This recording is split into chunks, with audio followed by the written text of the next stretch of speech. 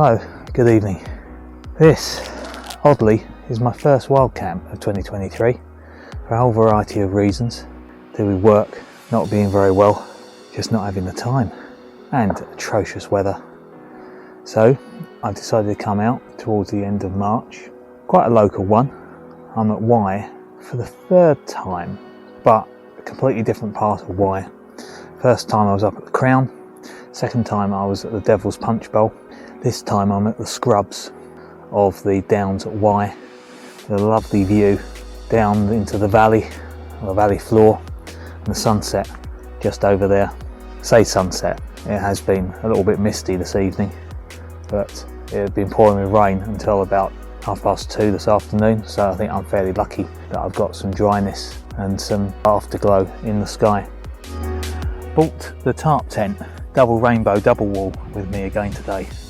It's my newest tent, only been out in it once before, and I thought it's not going to be windy, it's not going to be too wet, it'd be great to use it again.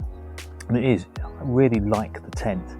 Had a little bit of trouble pitching it just because I couldn't quite remember the sequence, and I've done it slightly out of sequence, but there's some ties inside that you have to do up before you put it up, otherwise you can't reach them, so they've not been done up. But it's not going to be windy, so I'm not too worried about that. But it is a very nice tent, should be really quick to pitch if you're competent, which I'm not.